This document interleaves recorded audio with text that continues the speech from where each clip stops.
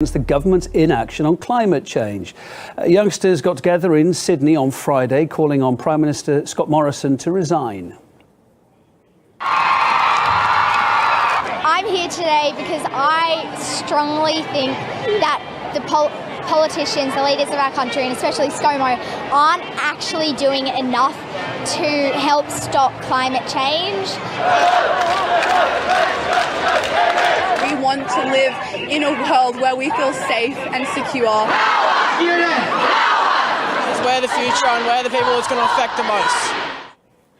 Environmental groups have accused Australia of ignoring scientists' warnings on climate change, of failing to take action to cut emissions. Australia is actually, I wouldn't think it, maybe one of the largest carbon emitters per capita in the world. It gets 70% of its electricity from coal still. There's the catch. And the government recently defied calls to phase out coal power too, the other catch. Responding to the students, Prime Minister Scott Morrison said they should focus instead on their education and not activism or caveat future.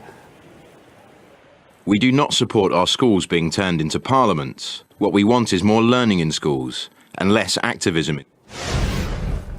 Well, let's get some thoughts on this. Is it right that the kids are taking actions into their own hand? With us now, Andre Bernal. He's Professor of Urban Studies at Queen's College in New York, and also political commentator Anthony Brian Logan. Hi, guys. Thank you for your time today. Andre, you first. Yeah, we heard the Prime Minister advising kids to don't get involved in this.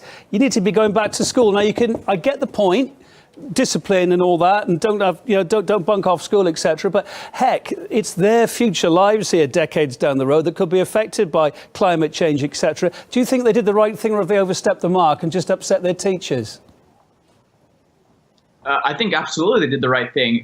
What the Prime Minister said, I believe, really speaks to different paradigms and understandings of what education is for. Like you mentioned yourself, some people view education as just being about discipline and following orders and deferment to authority. But others happen to view education as about personal development, about understanding your society, and about being engaged socially and politically in the world that you inhabit. So I think it's fantastic and really inspiring to see these students take initiative and start to view the importance of this issue, which is going to affect their livelihoods and all of our livelihoods, but in particular them as they get older, moving into the future in a world where climate change is already having an impact.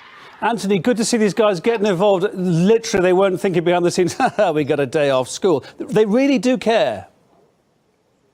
I think it's all about them just trying to be part of something that's popular right now. I don't think they really understand exactly what they're doing. I mean, climate change, why are you going to cut class for climate change?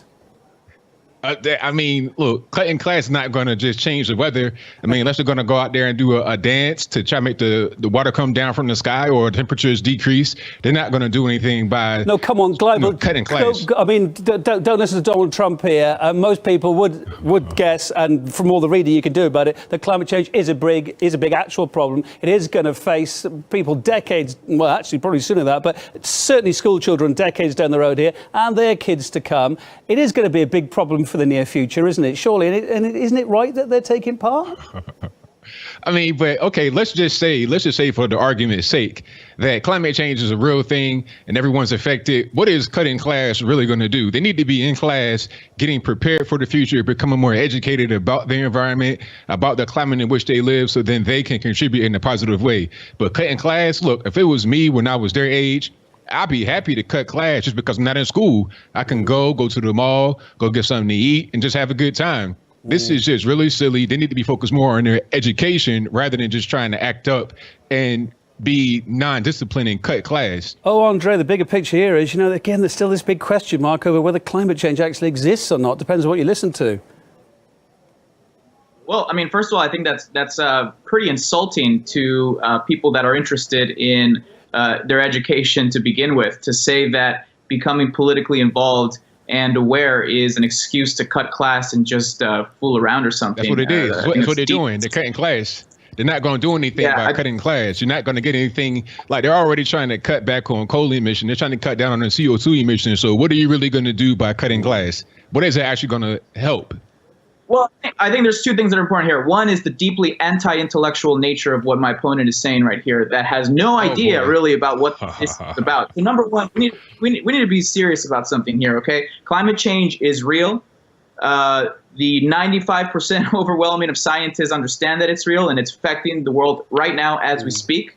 And it's going to be affecting the world in a much more serious way by the time these students get older. Okay, so becoming politically involved and disrupting the status quo is something that we have used to gain civil rights all around the world, all throughout history. The reason that many communities and climate change, good Lord, absolutely, man, oh man, absolutely, that was a hard detour right there. I tell you. Are you just telling me for a minute you don't believe in climate change? By the way, I'm getting that impression. I mean, not really. I'm a climate skeptic, and I have the right to do that because you say 95% consensus. Well, there is a 5% non-consensus that says that they don't really believe in it. So do you just call those 5% of people that are scientists, that are actual legitimate people, do you just call them heretics? Do you say they're idiots? Do you say they're buffoons? Or do you say that they have a different opinion than the majority? Yeah, no, I get your point there. What about the reaction of Prime Minister Scott Morrison saying these kids should focus on education, not activism? But, it's more than activism. If climate change is true, it's these guys' future, isn't it? And surely they, kids are intelligent. They get a picture early on in life. They're probably worried. Well, this is not going to do anything. I mean, we're cutting class. You're just skipping school and you're going to go protest. Okay, like, what are you really protesting? Are you protesting the sun? Are you protesting the wind? Are you protesting water? Make the politicians what are you really prick their ears up maybe and do something about it, especially as far as Australia is concerned, because it burns a heck of a lot of coal. Do you think that's wishful thinking or not, Andre? I mean, I can't believe I'm having this conversation right now. I mean, protesting has changed things and policies and ideas and power all throughout history in so many different ways. Climate change just happens to be one of them. And to get to the point about the small percentage of scientists that don't agree, I mean, you just have to do a little bit of research to see that they're hiring the same people that they hired to speak about tobacco in the past, to speak about to speak against seatbelts, to do all these kinds of same people that are. Hold on. Because in this study you're talking about 95%, they're curating these people, they're selecting them. So let's not do that, because if you want to say that they're hiring people that are going to come and speak against climate change, also say that they're going to put in people in this study that agree with climate change mostly, because if you don't agree, guess what? You're not going to get funded. You're not going to go on Indeed.com and see a job listing for a scientist. If you don't agree with climate change, then good luck getting funded by the federal government who wants to have this thing about climate change be the reality. Andre, respond to that. Are you? I mean, I don't think this person understands the way that scientific and peer-reviewed research actually happens. It's not that way. It doesn't function that way. People all across the disciplines are arguing all the time. This happens to be something that has overwhelming consensus based on scientific methodology and not based on just popular opinion. But what we do see is that some institutes are being funded to produce science skepticism by the same people that produce skepticism about the dangers of tobacco in the past. This is well documented. And either way, I mean, even if it wasn't true and if it wasn't the case, in something like scientific analysis, 95%, and it's probably higher than that, is unbelievably overwhelming. And this is something we don't want to play around with. And going back to these kids coming out of school, Anthony, isn't it just nice that people, if nothing else, these youngsters that are tomorrow's politicians, that are tomorrow's parents, are getting involved in what they maybe see as their civic duty, their world duty for their kids down the road, and taking part in something that does matter to such a lot of people? Do you not think that's a good thing that we're seeing here, that they've all taken to the streets today, even though they're having a day off school?